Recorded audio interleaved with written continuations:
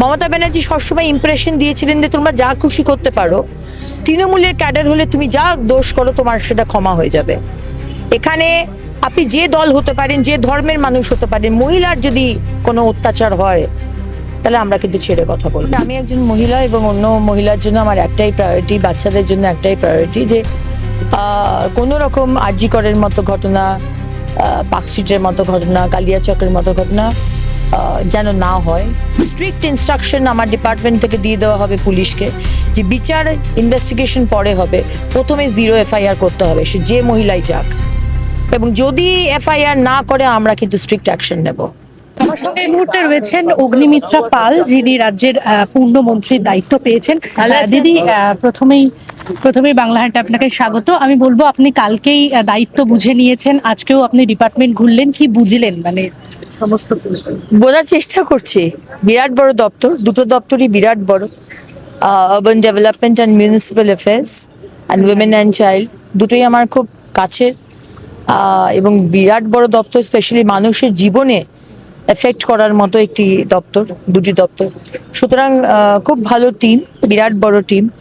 কালকে গেছিলাম urban development and municipal affairs এবং আজকে গেছিলাম নারী শক্তি এতে, কিন্তু দুটোতেই খুব কাজগুলো বোঝার চেষ্টা করছি আর কি।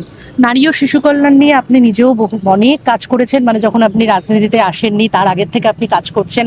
তো এখন নতুন করে, মানে তৃণমূল সরকার ছিল, আপনারাও মানে অনেক এরকম অভিযোগ ছিল নারীদের সুরক্ষা নেই, এখন আপনি নিজে মন্ত্রী, মানে কিভাবে ওটা? দেখুন, একটাই প্রায়োরিটি আমার, আমি একজন মহিলা এবং অন্য মহিলার জন্য আমার একটাই প্রায়োরিটি, বাচ্চাদের জন্য একটাই প্রায়োরিটি যে কোনো রকম আরজি করের মতো ঘটনা, পার্কস্ট্রিটের মতো ঘটনা, কালিয়াচকের মতো ঘটনা যেন না হয়, এবং সমাজে সোশ্যাল সিস্টেমে ক্রাইম হবে, কিন্তু যেভাবে আমরা দেখি যে বিগত সরকাররা তারা ধামাচাপা দিয়ে দেওয়া কেসটাকে, পুলিশ থানাতে গিয়ে পুলিশ FIR না নেওয়া, মিউচুয়াল করে নেওয়ার একটা হুমকি দেওয়া বা চেষ্টা করা, সেগুলো হবে না।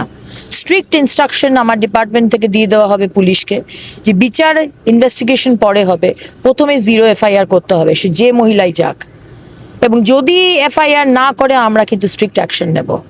অনেক সময় এরকম হয় কি, তৃণমূল আমলেও হয়েছে কি যে আমরা তৃণমূল নই, আমরা তৃণমূল নেই, আমরা মোদিজির সেবক, মোদিজির সৈনিক, আমরা শুভেন্দুদার সৈনিক, আমরা আমাদের CM এর সৈনিক। CM is the team leader, আর তার নির্দেশেই আমি এই কথাগুলো বলছি।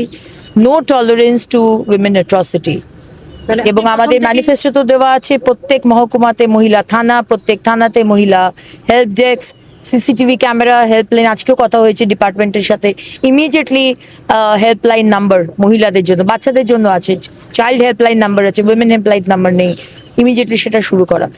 প্রথমে হচ্ছে যে দ্য ইমপ্রেশন, আপনি কি ইমপ্রেশন দিচ্ছেন সরকারকে? মমতা ব্যানার্জি সবসময় ইমপ্রেশন দিয়েছিলেন যে তোমরা যা খুশি করতে পারো, তৃণমূলের ক্যাডার হলে তুমি যা দোষ করো তোমার সেটা ক্ষমা হয়ে যাবে।